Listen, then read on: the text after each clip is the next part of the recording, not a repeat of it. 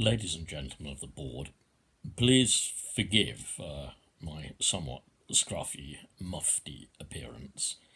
It's lockdown and I've been doing things around the estate, so you will understand that I make this video presentation to you directly to your screens and to all senior management and all of our executive team, somewhat on the hoof, you might say. Now, what I'm going to talk about today concerns health and safety regulations. Now, please, I don't want you all to laugh at once, because I know, as well as you know, just how we need to get free of health and safety red tape. I do not take seriously the words of that trade unionist from Unite the Union, who said, "Better red tape than bloody bandages."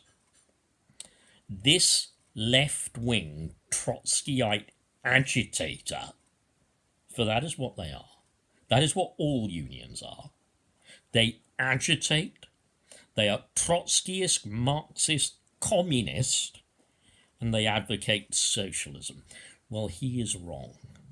We have a very, very super serious attitude to keeping our workers safe and well. For example, this woman you see here, working perfectly well from her own home, able to look after her child who may well be asleep in that bed there, is making, well, matches. Do you understand? For the security of empire, king and country, matches are so important.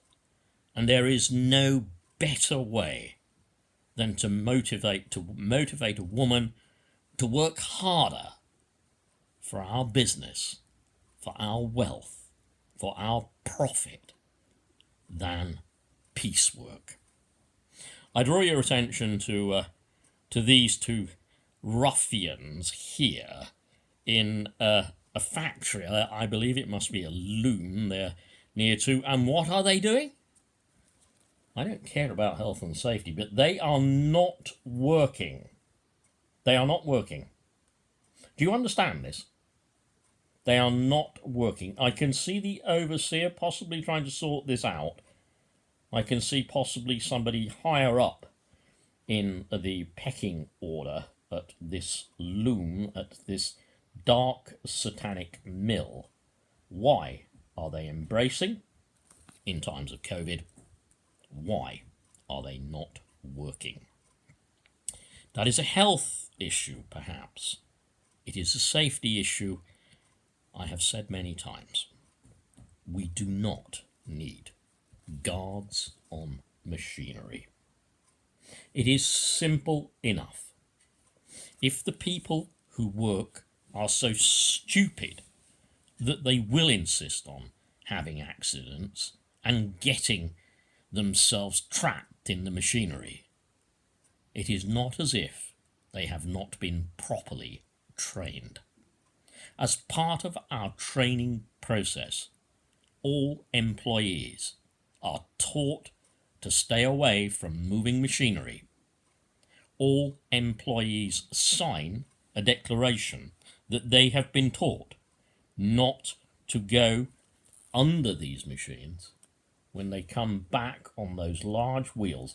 And what is more important, their children, who we can employ at a very, very cheap rate, are trained to get back so quickly that the jaws of the machine cannot harm them. I am telling you now, with the history of our company and health and safety, unfortunately, laws are now being passed. laws are being passed to protect people at work. Laws are now being passed like the Health and Safety at Work Act, and sadly, even children are beginning to get to a point where they are entitled to an education. This all brings me to the important point that I am announcing for our company today. Together with the Tory party, we must understand, and we must make our workers understand, and we must all personally understand that as we return you to work, as your employees come back to fill these spaces, we must understand that with regards to health and safety at work, with regards to COVID secure workplaces, wherever they may be, however many employees there may be, anything about keeping them safe, or machinery guarded, or whatever to keep them safe, or health and safety regulations, is only where practicable. Our argument has always been that it is not practicable to employ screens, guards, protective measures, cleaning, distancing. This is not practicable when you are given the sheer volume of workers that we engage in legitimate paid employment in our buildings, in our premises. We cannot, it is not practicable to screen, to social distance, even to sit back to back. It is not practicable. Now, I do not want us to lose money and lose production because of what the government are saying. In the Health and Safety at Work Act, as it currently stands, after this dreadful pandemic, and even during this dreadful pandemic, those two words are crucial. Where practicable. Now, have no fear. The government, being on our side, have pretty much run down the Health and Safety Inspectorate, the HSE, pretty much run it down.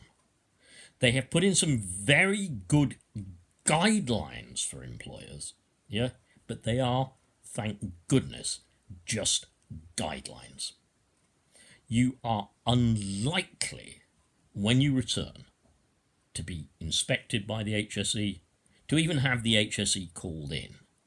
I encourage people, I encourage all line managers, please, to make sure that all employees know they are under a gagging order as long as they work for Jeffcott, Sumner and Son.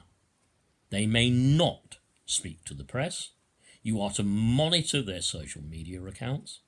You are to monitor what they talk about during break times. Preferably they don't talk at all. You are to monitor certainly those lefties, that trade union representative I have to deal with every now and again, that communist agent. You are to monitor them carefully and report back to me. Thank you for your patience, ladies and gentlemen. I am sure that those words will get us through. We have found, if you like, our get out clause in the Health and Safety at Work Act. We have found a way to keep our company productive, to keep our profits up, to keep our shareholders happy, to keep our bonuses rolling in, and simply to keep the working class where they belong, being paid a pittance for their labour, of course, living in poverty but still producing great wealth for us. So be careful when you get back to work. Brief all of your staff, yeah? And remember, our defense is always 2 words. Imprint them on your brain. Where practicable. God save the Queen, and see you all next Monday. Goodbye, ladies and gentlemen.